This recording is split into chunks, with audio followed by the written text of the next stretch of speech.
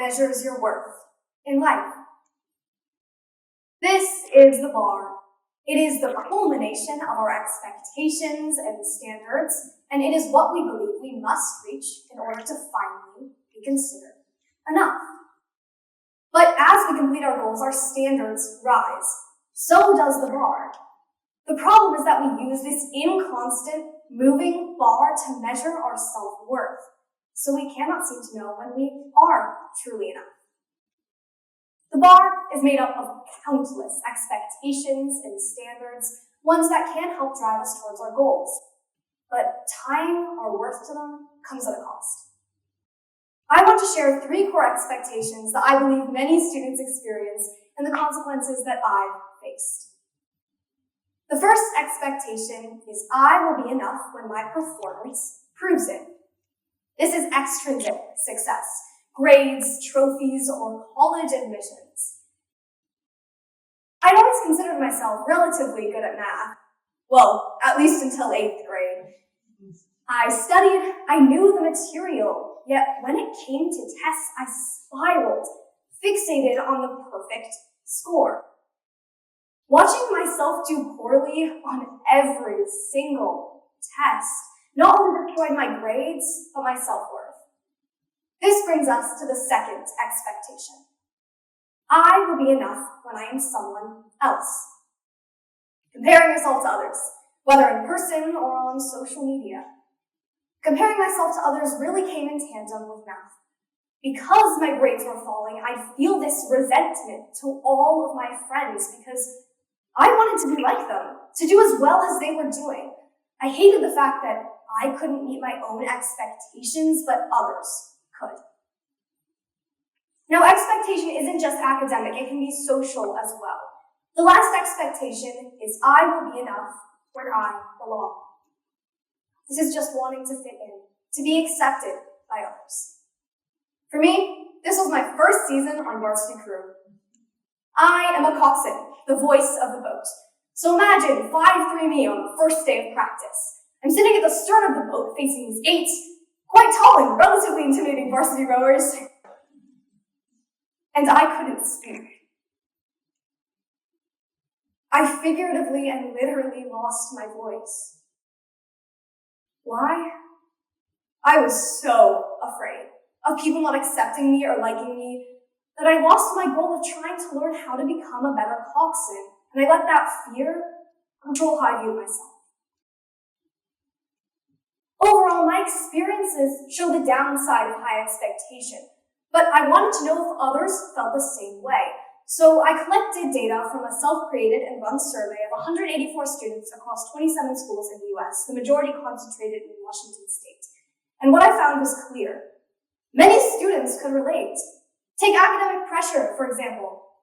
In this group, 92% of students felt a substantial amount of pressure, 75% daily, and across all 3 expectations, 80 to 90% of students feel this pressure. So, with so many students reporting such high levels of expectation, are we getting any closer to the bar, towards being enough? I compared what these students believe is required to be enough with what they say they already have. Many students reported already having parts of what they need to be considered enough. And yes, there are still meaningful gaps in some of these categories, and by our own standards, we must be getting somewhat closer to the bar, right? This sparked my curiosity, so I later added a question that asked students to describe their perfect selves, and a very different picture emerged. Out of the 157 students who answered this question, only 2 people replied that they already were their perfect selves. Even though many students believe they are close to being considered enough, there's still more to chase. The height of the bar is no longer enough. It's perfection. So we choose what expectations we stick to the bar, but there will always be something more to maintain or surpass. So if we're always stuck beneath the bar, then there's no true standard we can use to measure our worth. Maybe the problem is the bar itself, and maybe it's time we change how we view it. Through my experiences, I was able to pinpoint 3 crucial steps that allowed me to change how I viewed the bar and my own self-worth. The first step is to separate emotions from expectations. Emotions dramatize expectations, putting the bar higher than it needs to be, and that makes it hard to see what the true expectation is. I compare myself to my friends because I was frustrated with myself and felt this overwhelming need to be perfect. Only when I drew back my emotions could I realize that I wasn't truly resenting my friends, just the fact I wasn't getting their grades. The expectation was not to literally become them, just to perform up to my own standards. Once the true expectation is clear, the next step is to change how you measure yourself. My bar was getting better test grades, but I was measuring my effort based on the external outputs of grades. I needed to shift my mindset away from that uncontrollable output and instead on what I could put into the tests. This is Quirtle. I started bringing them to my tests to serve as a reminder to measure myself based on simply showing up prepared. Towards the end of each test, I would write either Quirtle approved or Quirtle denied on top of the page as a way to acknowledge that I showed up and to grade the test on how well it assessed me based on what I studied. I watched my test grades rise by simply not thinking about the grades.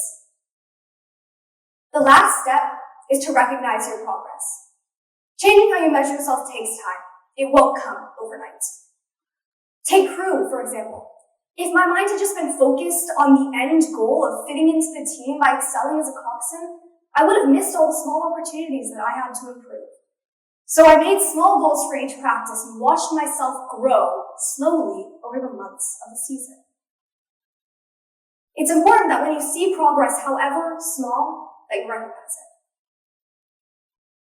By now, you all must be wondering, who is this 15-year-old girl to lecture me on how to feel enough? Well, I'm not. I cannot simply tell you how to feel enough. I can only offer my experiences and remind you that you are always in control over how you view the bar.